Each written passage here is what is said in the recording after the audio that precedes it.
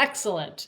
So hello, everyone. Thank you so much for attending this evening's Parent Hour. My name is Julie Spring, and I'm the Associate Director for the Center for Student Success.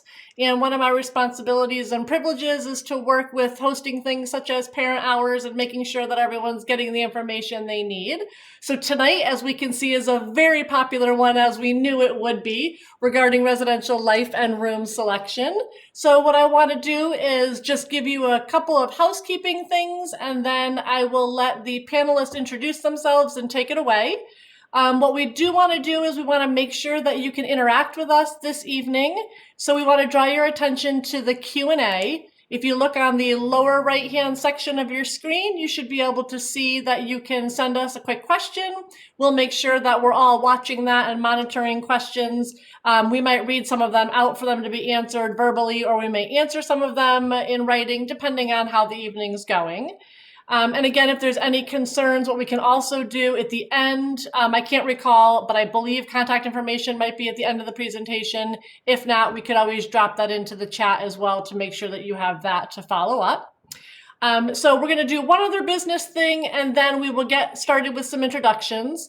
Uma, are you able to see if you can advance the slides? We were having a problem with alternate hosts being able to do so. I'm able to. No, the problem is you're only able to on your screen because it didn't move on ours. Gotcha. So that's unfortunately been the issue. So what I'll do is I'll just follow along best I can. Worst case scenario, if you guys need to say, hey, Julie, move to the next one, I'll be happy to do that too. Okay, so why don't we then let Jill lead off and do some introductions and take it away. Good evening. My name is Jill Engel-Hellman. I'm the Director of Residential Life. It is good to see so many names that have been at sessions before and parents that I've also had the privilege of speaking to. I'm going to tell you a little disclaimer before we get started. My WebEx can get really grumpy. So if it looks like I'm going out, it's only because I've gotten kicked out, and I will be right back in, I promise. But really looking forward to talking with you about our room selection process that's coming up very soon. Uma? Hi, everyone. My name is Uma Joshi. I'm one of the residence directors at the University of Hartford in the Office of Residence Life. Specifically, I oversee one of our first-year areas.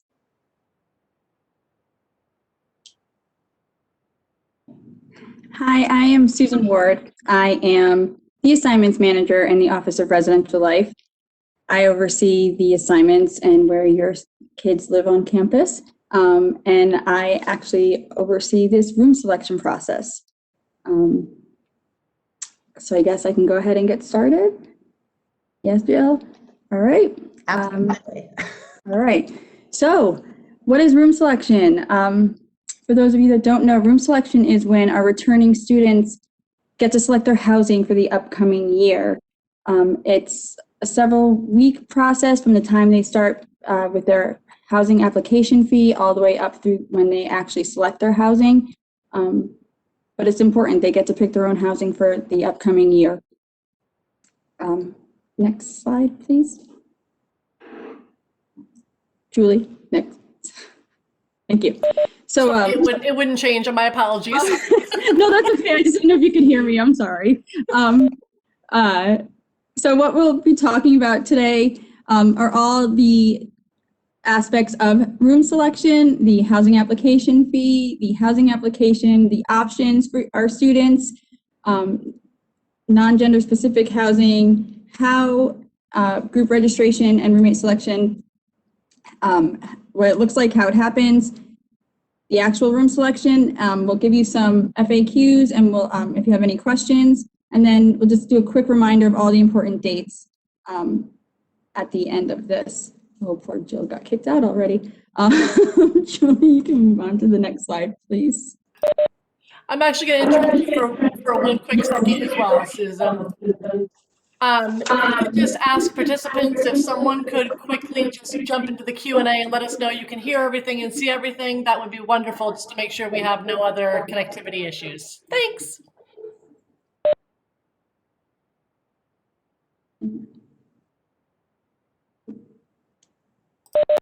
Okay, we're a go. We are getting the affirmative that everyone can see and hear. So carry on, Susan. Thank you. You're welcome. Thank you. So our housing application fee, we're asking that everyone pay the housing application fee of $75. It is due by March 31st. It is necessary for students to be able to access their housing application. So they need to pay that the next business day. The housing application will become available. And the fee is non-refundable. The housing application is online. It's how our freshmen apply for housing every summer, and how all of the upperclassmen have gone through room selection every year here. So it's through their self-service account. They also select their meal plan when they're filling out this application. So it's important for them to know what they're looking for next year. And then this application, because once you pay the housing application fee, and the application opens up the next day, it is actually going to be due the following day, April 1st. No, yeah, thank you. So here are our housing options for our returning students. We have apartments, which are in Park River and the Village. We have suite style housing in Regents Park and our neighborhood areas. And then we have traditional halls in neighborhoods D and E. It's a little new this year for our upperclassmen. Thank you. So non-gender specific housing. These will be rooms that are not designated by gender. Sorry, I just saw that pop up. These are rooms that are not designated by gender. So students can live with any other student regardless of their gender identity. The deadline to apply for this will be April 2nd. And in order to be eligible for this, we need students to pay their housing application fee and also complete their housing application. I don't know if Jill wanted to add anything. Just that this is an option for our students to live with whoever they would like to live in spaces. So it certainly is there to meet the needs of our students who identify as transgender, non-binary, or questioning, as well as students that may select to just live with someone else that they've gotten to know and they think would make a great roommate. We also had a few questions on the chat about where the housing application fee is paid. Is it through the SelfService Portal? I'm sorry. See that. I'm sorry, I didn't see that. The housing, yes, it would be through, it's not through the housing, it's not through the residential life portion of the self-service portal. It's through, I'm blanking on the name, Jill. CashNet. Thank you. Thank you. You will be able to pay it through CashNet. It's not set up right now, so you're not going to be able to see it. It will go live next Monday. If I can just jump in real quick. Hold on one second. I apologize. I'm muting you, Susan. We just need to make sure that when one of us is speaking, the rest of us are muted because we're having a feedback issue and I'm not sure why. So if we do that, I think we're fine. And then my other question is, there are a couple of questions. Do you guys want to hold off and do them at the end, or do you want to do them throughout? What's best for you? I'll start answering. I just didn't have, my WebEx is acting a little funny. So I see them and I'll start answering as we go. Excellent. Thank you so much. Susan, take it away.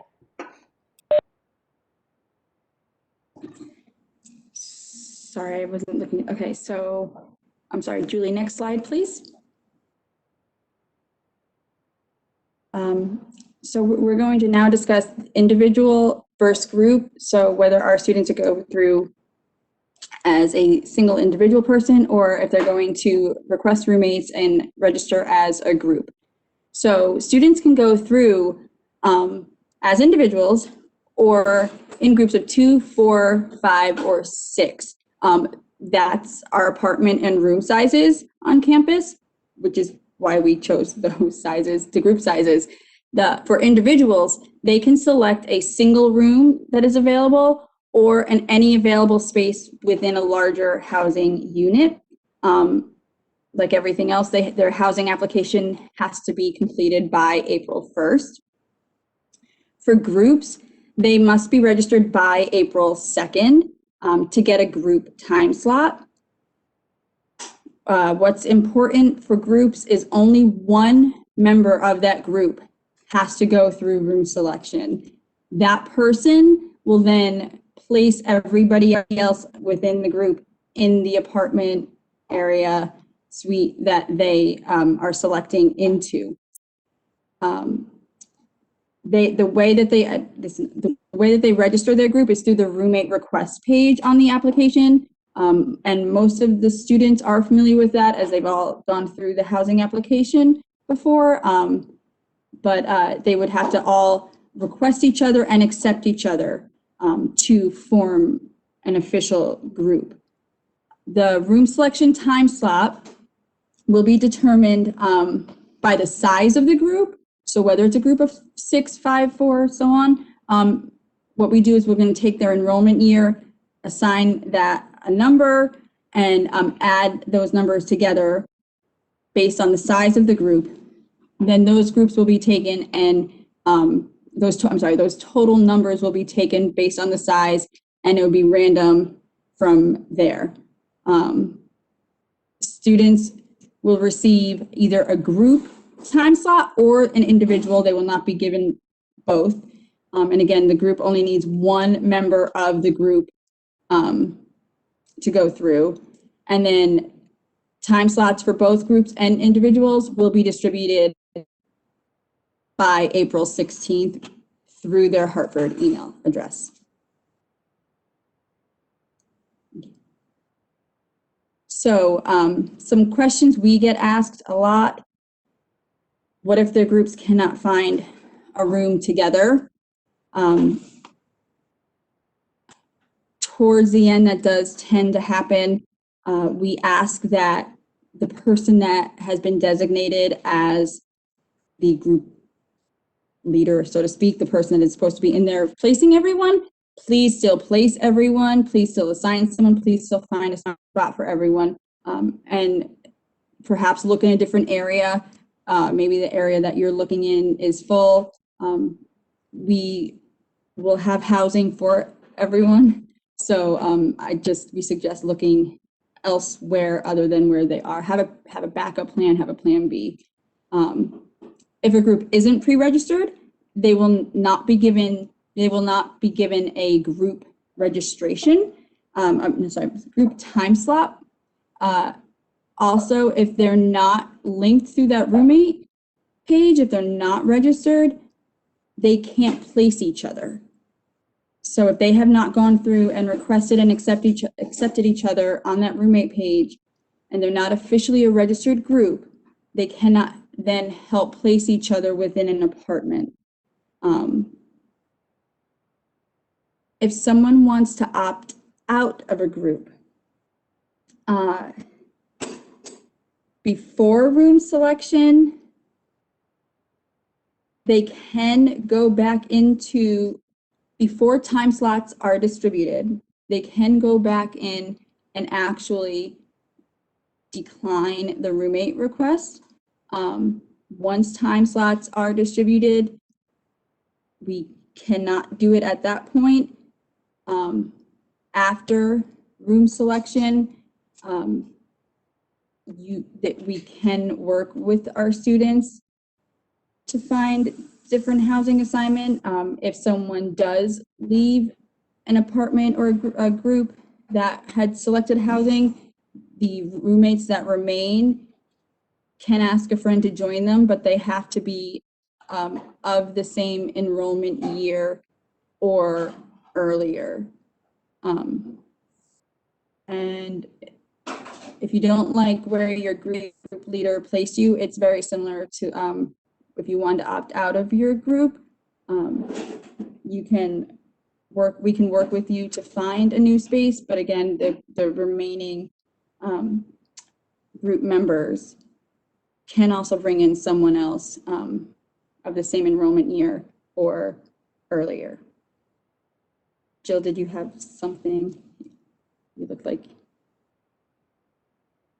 So I was just going to say two quick things in terms of how this process works. And I think just to give some context, you know, we want students to the best of their ability to pick a space they would like to live in for the year. Certainly we know things changed and we will work with people as they do change. However, in the past, sometimes what has happened is that students will look for ways, kind of loopholes through the system, which then unfortunately disadvantage other students, particularly students that are that haven't been on campus quite as long. And so this process is designed to do two things. One, to allow students to pick rooms that they want, but as they pick those rooms, they have to fill them entirely so that it doesn't become later that people are pulling out and then people have to go into those spaces, or another group that was larger that really wanted that space kind of got pushed out.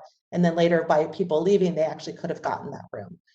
The other piece that I've seen happen at other schools is we call it voting off the island. So one of the reasons that we have this group process and that when students say they want to go through together is we don't want the groups to shift into change throughout, which means that sometimes some people get left out. We want people to really talk and commit to going through room selection. So it's not like, well, we didn't get that 6-person room and now the two of you have to go somewhere else. We work to the best of our ability to try to actually do it in reverse. Based on what students are asking for, we try to have as many of those room types available as we can. Now, is it a perfect science? No, it's not. But if we notice that there are more requests than we have the ability to fill, sometimes there are different ways that we can offer some different options and different things that might be desirable to students. So, you know, it just allows us to know how to designate the occupancy of some of our rooms to best meet the needs of our students.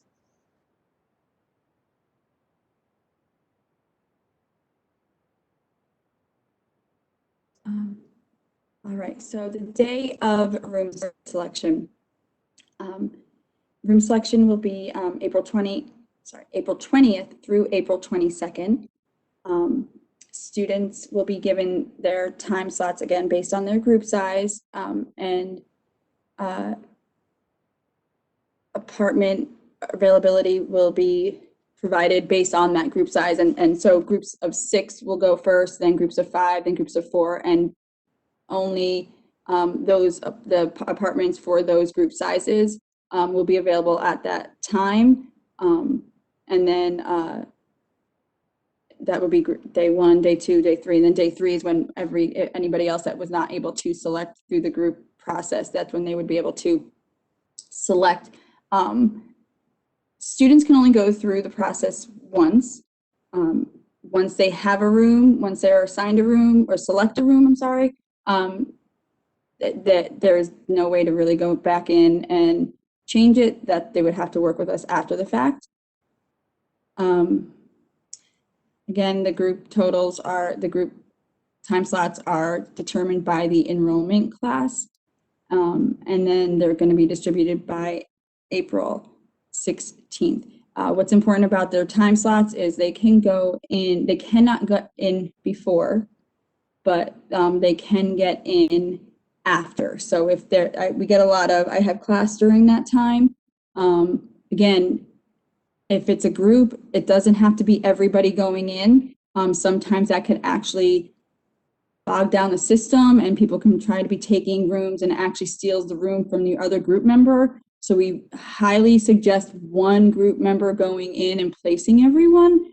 And if that one person has a class during your time slot, maybe someone else in that group can go.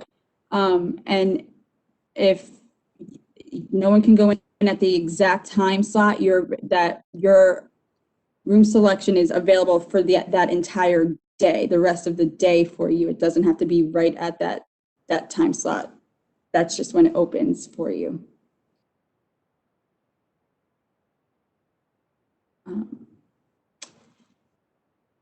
So some frequently asked questions that we get. Do students have to complete the housing application? Yes.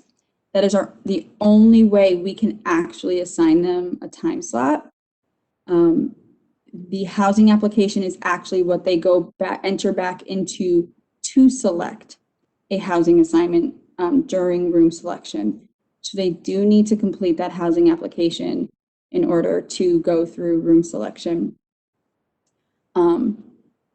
Students do not have to complete a housing application if they are not going through room selection. If they're not returning. However, if they are going through any of the other processes, like our special request medical housing, the non-gender specific housing, if they're RAs, anything else, then yes, they still need to apply for housing, complete the housing application. It's very important that all of our students have that on their record again, because later in the summer, it assists us and it assists you with our move-in time slots and all of that.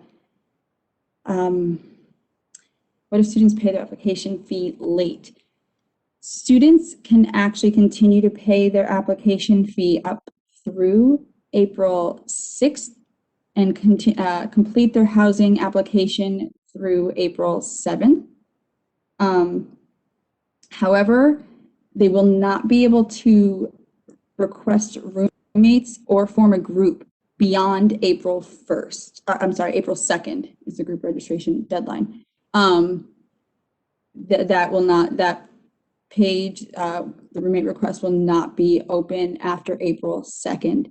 So they can still apply, they can still register for room selection, they can still go through room selection, but they will not be able to go through as a member of a group at that time. Are students able to see a floor plan? We do not post our floor plans for security purposes. We can provide a general layout of a room, and we will provide the basic numbers and availability of the spaces on campus, the number of the different styles of apartments, which area they're in, how many singles, how many doubles. We will provide all of that information to our students. But again, for security purposes, we do not post our floor plans really anywhere on our website. If a housing assignment that a student wants is not available, please still pick a room. Again, we can work with anyone to room change later, but it is very important to get into a space. It can affect not just housing, but it can also affect different packages you get through financial aid and other through financial aid and other packages you get through on campus. So you want to make sure that your student does select a room through room selection, even if what they're specifically looking for is not available. Are students able to anchor?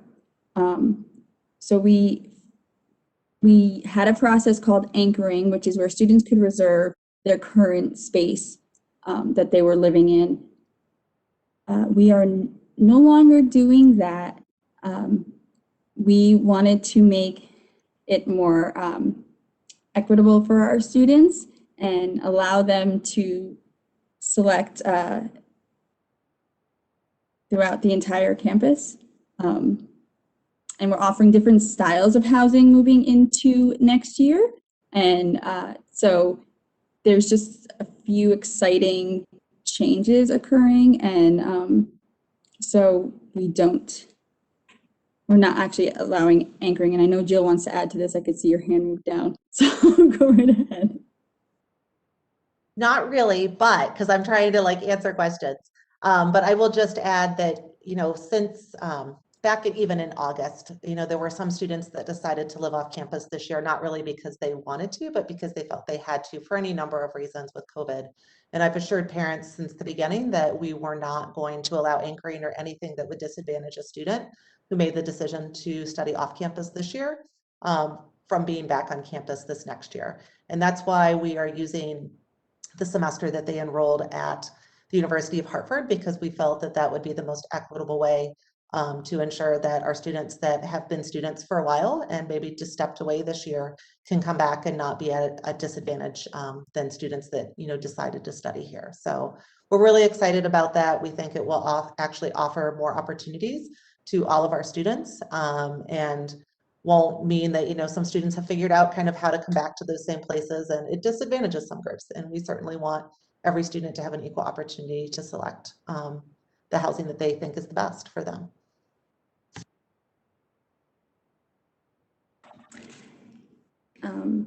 So is medical housing available?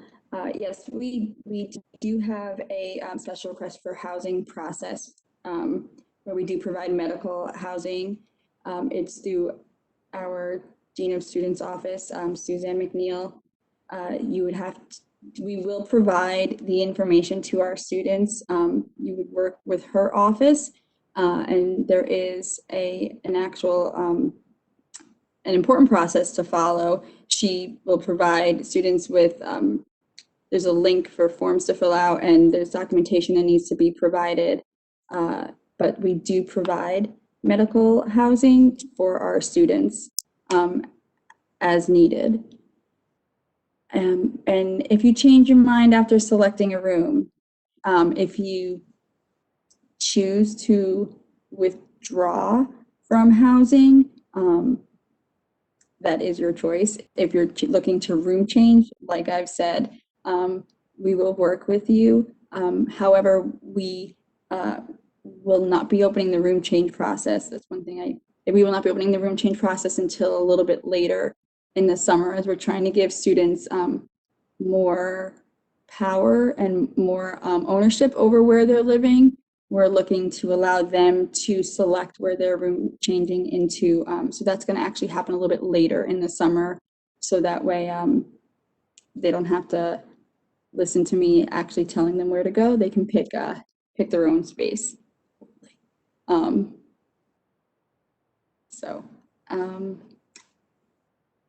Yeah, the next page, please, Julie. So here's our important dates to remember. Our process opens up Monday, March 15th. That's when we'll start accepting our housing application fees. The application will open up that day, but it will not become available truly until the next day for our students, because it takes one day for the application fee to hit our system. But the application fee deadline, again, March 31st, and the application deadline is April 1st. The special housing request deadline is April 1st. That's our med housing request. That will be April 1st. The non-gender specific housing request, group registration, roommate request selection will be April 2nd. Our room selection is April 20th through the 22nd.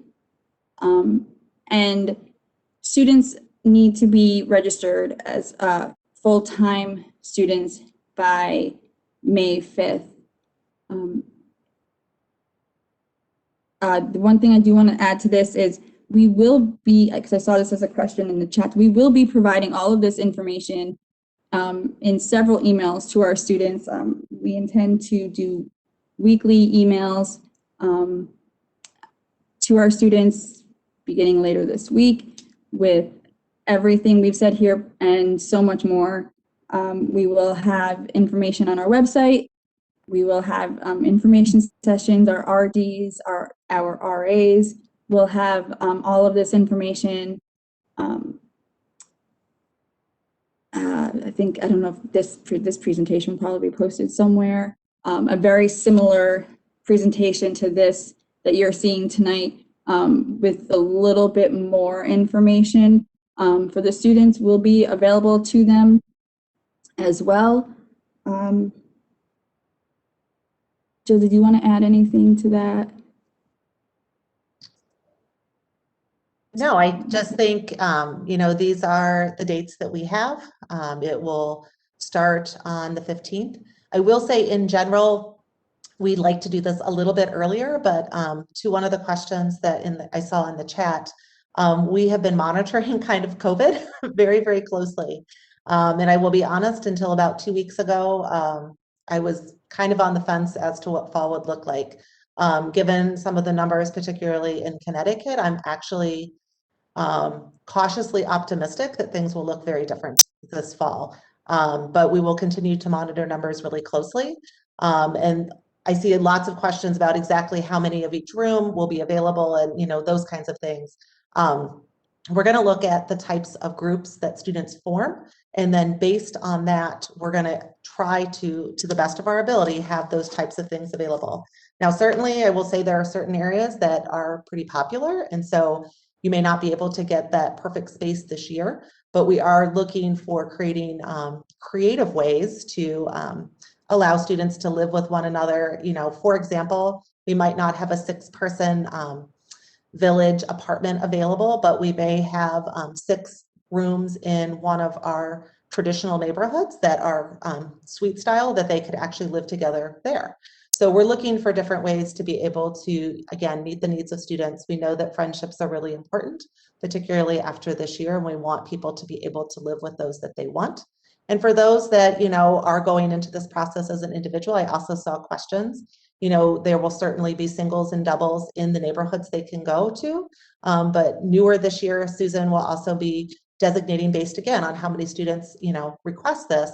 Some of the apartments and suites students can go into those as individuals as well. It won't be everyone, but that way people will be able to live with others that are requesting those spaces too as individuals. And it feels a little bit more comfortable to be part of a group where 4 people have opted to live together individually, then you have 5 out of 6 people that were friends, and then you put 1 person in.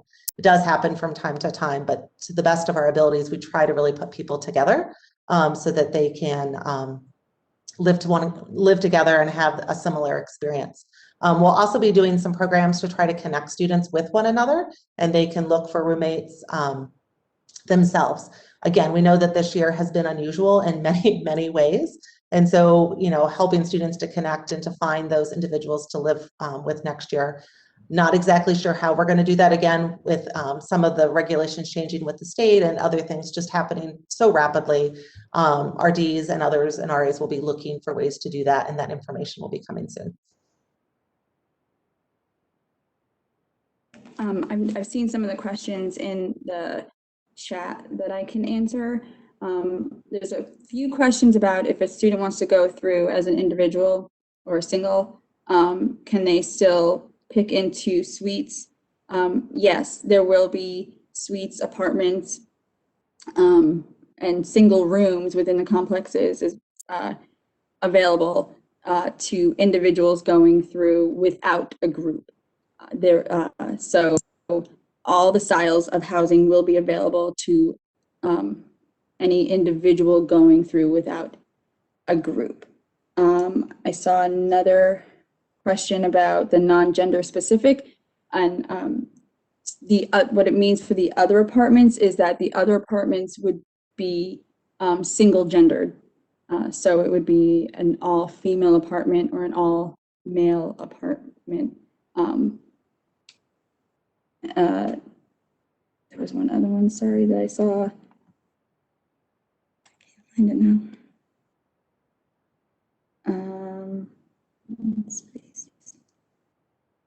Oh, there will be no cohorts this year. There's so many questions coming through. Sorry, I saw something about athletics. There will be no cohorts this year. No one will be required to live together. Any group that wishes to live in the same area, unit, apartment, will have to form their group and go through room selection. Every student has to, like every other student. So there's no specific athletic housing. Incoming freshmen will have a different process. There's a different process. This is just for our returning students. So our incoming freshmen tend to be placed by the assignments team. Are there any other questions? Sorry. Just for returning students. So Susan, I have a couple questions. So one, are there any 3-person apartments? That was one that I saw that popped up.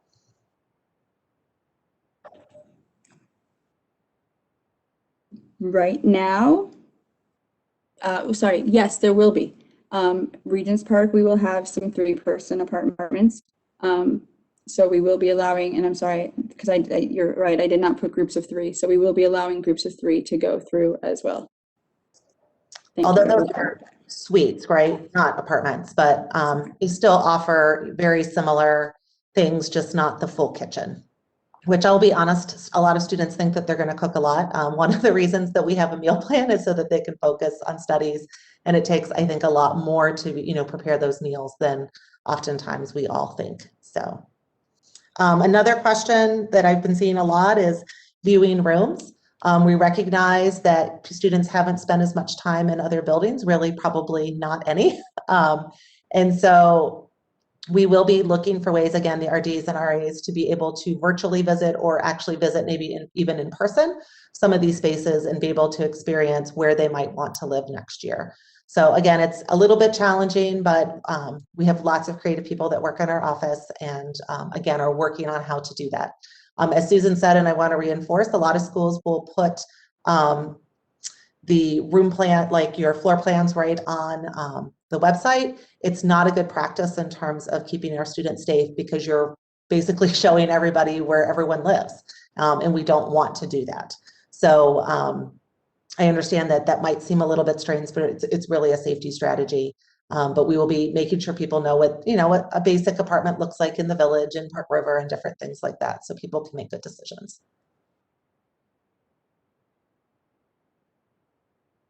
I saw a question about, do seniors have a higher, sorry, just went away, probability? So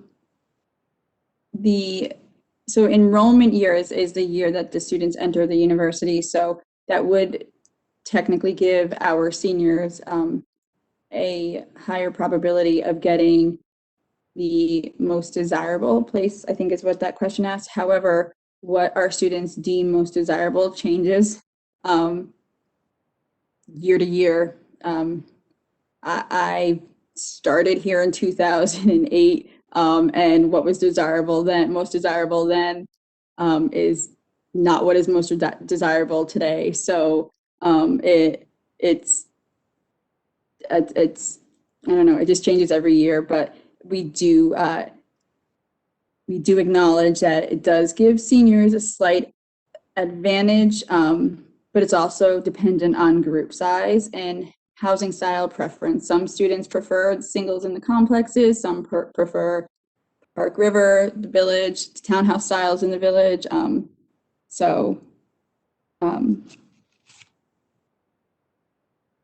Yeah, sorry, is there anyone overseas apartments that would be similar?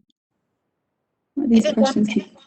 Susan, one of the things that I keep seeing, and maybe you can talk to it, is options for individuals. So I think, people are wanting to go into apartments and maybe they can't fill it entirely.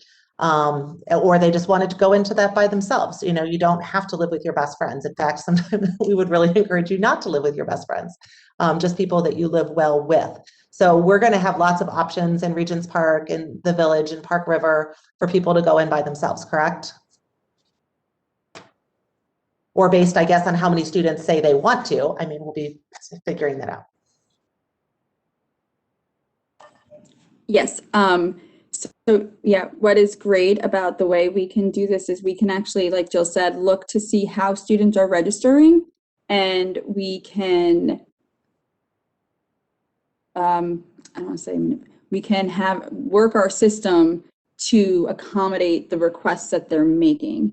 So our individual students will be provided the same options as groups. They will be able to select into singles within the complexes. They'll be able to select into doubles, apartments, suites. We will be having spaces within each area available for them to select into. So they will not be, I guess, they will not be limited to just one style of housing or only a single within this area. they will have a nice selection. So if someone's studying abroad for the first semester, they should not select a space for the fall unless they are paying for it.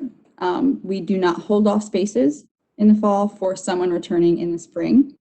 So if someone, they would then, what that person that is studying abroad in the fall would do is complete the housing application. It usually opens up sometime November, December for the spring, and we will do our best to accommodate any requests that they make. They can request a specific apartment area, friend, roommate, and we will do our best if there's an opening or space available within that area, apartment, suite, to get them in there. But again, we will work with the students to get them as close to, if not in, the space that they are looking for. Yes, this is just our returning student process. This is not for our incoming freshmen. They will have a different process.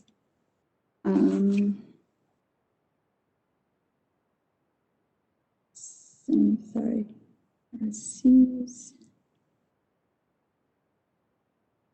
So which ones have kitchens? If you're looking for within the actual an apartment, that would be Park River and the Village.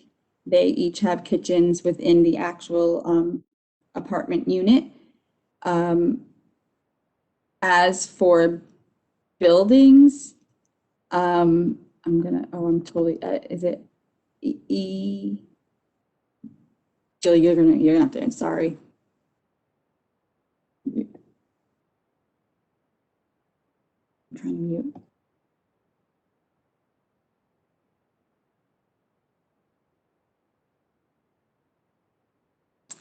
Sorry, we just lost her. So some of our complexes also, I'm sorry that I'm totally blanking. I want to say it's E complex also has the kitchen available. It might be F complex that students can use, but it's a community. It's not within the actual apartment or suite. Regents Park has a kitchenette. There's no stove. There's no oven or anything.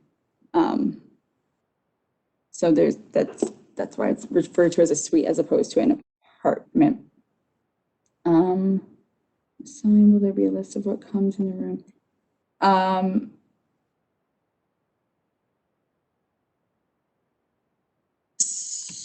Oh my goodness. So you need to pay housing fee first. You need to pay the housing fee first before you, that's what actually makes the application available to you. So that is important. If without that $75 application fee, the housing application will not open up within our system. There's some kind of internal checkbox that goes off that opens up the housing application. What year your student is in at the university doesn't play any role in their time slot. It's the year they enrolled. So it's the year that they enrolled in the university. So that's what actually factors into their time slot. Do these apartments have single bedrooms? Apartments have both. So there are some that have doubles, only doubles. There are some that have only singles within Park River. There are suites that have only singles within Regents Park. There are some that have a mix of both, double, single, single. So the apartments are, the rooms within the apartments are mixed between singles and doubles. Options still require students using the plan. So all residential students are required to have a meal plan.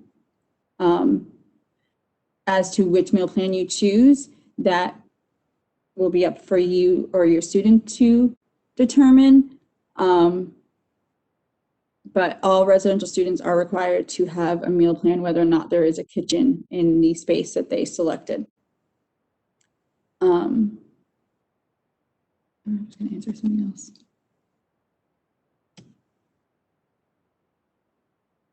So I don't know if study abroad will happen, and I don't know if anybody else can answer that. I wish I did it in college is all I have to say, but I don't know if it will happen. Housing application. I don't know if I missed, does anybody know if I'm missing any? So I see a couple questions. Will athletes be required to live together? So we are in contact right now with our colleagues over in athletics, and they are working with their administrative team and their coaches to see how they would like their students to live. I will say this semester, and Uma and Susan can probably nod their heads, that it has been very helpful as we've had to have some students that have been positive or been exposed to COVID, that they were already living together, so it doesn't impact others or multiple sports. So it's been a really good thing, but I'm not sure if that's something they're going to opt into. We are not housing students ourselves or reassigning students so they can live together. I've also reached out to the Hart School and others that may choose to encourage their students or have their students live by group. But again, that's not something that we're going to do. And then I did see on here about viewing spaces, just lots of times that we will certainly be doing our very best to allow students and for you to do it. I know that we've also at times, and Uma wasn't here this last summer, but parents would call and ask a very specific question. One time last summer, it was Park River, they wanted to see a closet. So one of our CSRs that works in the front office took their phone over and helped them view that space so that they knew what that would look like so they could plan accordingly. So we will do our very best to provide that information so students can can plan adequately for next year. And again, we recognize that things have been different, but we're really excited and hopeful that things will be different going forward. Uma, what are you hearing from students about room selection? I'm starting to hear people are getting excited. Are you hearing that too? I think they just want information, but I also think they're curious about like what occupancy is going to look like, if they're going to have like doubles, is it going to be fully open? So I'm really excited to get that. I'm really excited to get this information to them and help them in this process of choosing spaces and being creative in ways to show them how we can have them view the spaces. I saw this question earlier, sorry, about furnishings in the apartments. So the bedrooms themselves come with furniture, the beds, dresser, and there's a closet of some sort in there. But the common space within an apartment, so a living room or within a suite, that is not furnished. Sorry,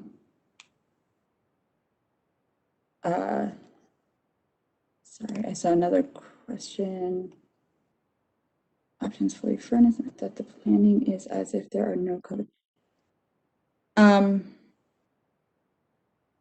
So I'll take that one, Susan.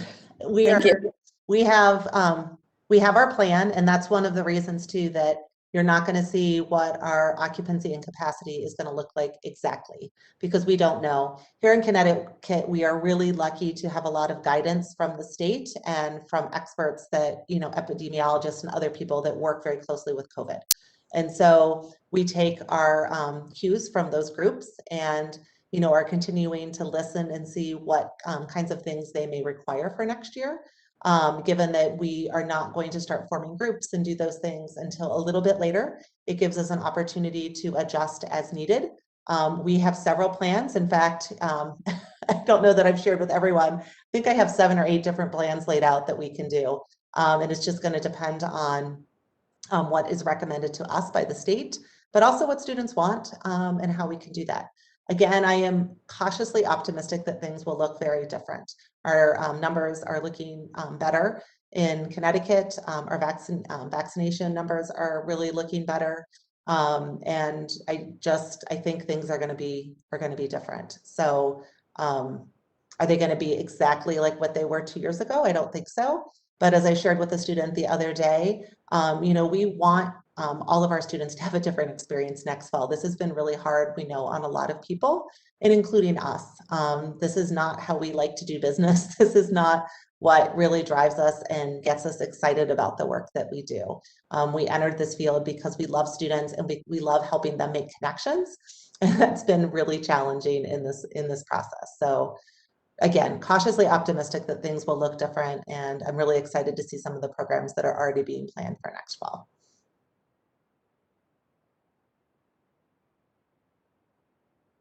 I was going to say too, we can put our information in the chats if people want to, if they have individual questions. I know that I usually stay in the office a bit after these end. And so if you have a very specific question and want to send a private message to me, I'll be happy to return some phone calls and make sure that people have the information that they need. I saw a question about being registered as a full-time student. So I don't know, it's coming up soon that students will have to start registering for the fall. And so in order to be considered a full-time student, our students have to be registered for 12 credits or more. So we require that our students be registered for 12 credits or more by May 5th in order to stay in the housing that they selected for the fall.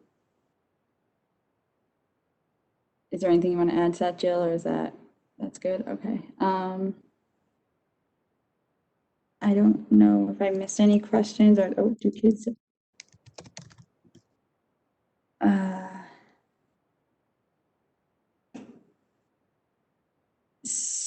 Do kids have difficulty bringing couches up?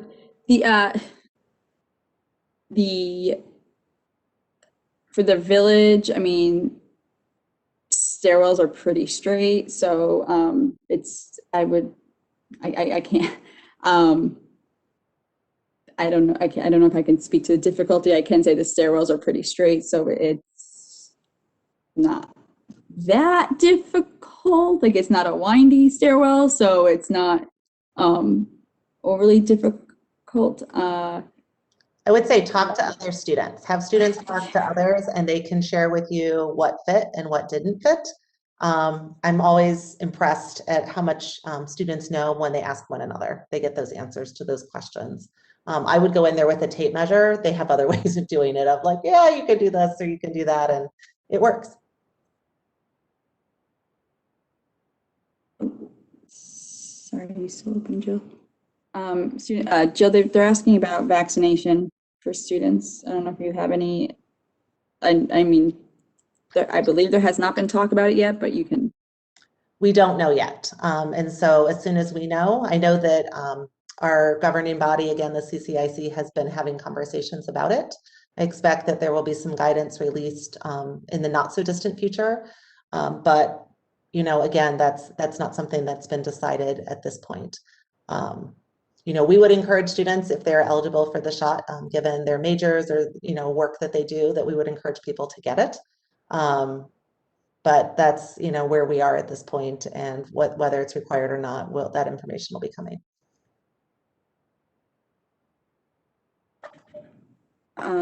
There are elevators in Park River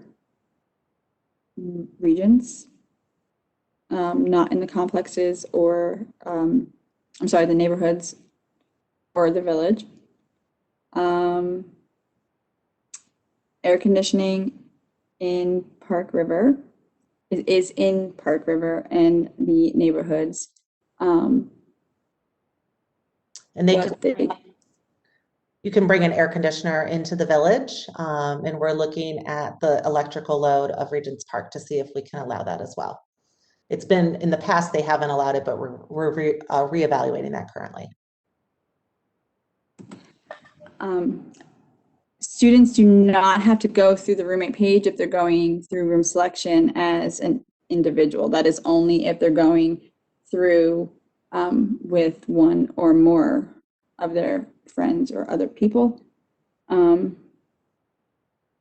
If there is a dietary concern or food restriction, then I would suggest working with Suzanne McNeil's office, the special request for housing, and they would be able to either guide you or work with you if your student, like I said, needs some sort of it needs a kitchen, it requires a kitchen, or like I said, has some kind of dietary restriction. I think that's it for all the questions I see. I was going to say, that Susan is great with questions as they become available. I think also the RDs are wonderful. The RAs are wonderful. RAs are sometimes not so good about selecting a room through room selection because they don't do their room selections that way, but they understand how the process works and they really have a good understanding of what the different areas offer and what they look like and those types of things. So, as questions come up, direct your student to Susan, direct them to their RD, direct them to their RAs, and we will get those questions answered so people are able to make really good decisions. And, keep an eye open too, that we are looking to make some pretty big changes to our online housing program this summer. So we're really excited for some of the things that we, fingers crossed, will be able to do differently later this summer, especially in terms of students that might want to change their room. So stay tuned for what that will look like, and it will be exciting. It'll be exciting.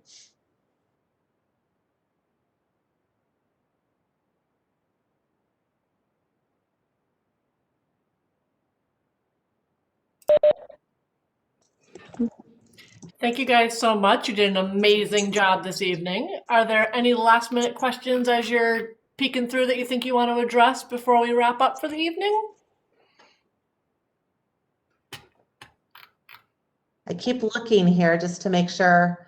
And again, if there's anybody that had any questions individually, please reach out, and happy to talk. Absolutely. And certainly there was a couple of questions regarding registration and things of that nature. Students or parents can also just reach out to us at css@hartford.edu. We're a nice general location to throw questions out to in terms of that, and making sure that they're all set with their advisor and getting registered so there's no confusion with regard to that side of things. So happy to help on the registration side.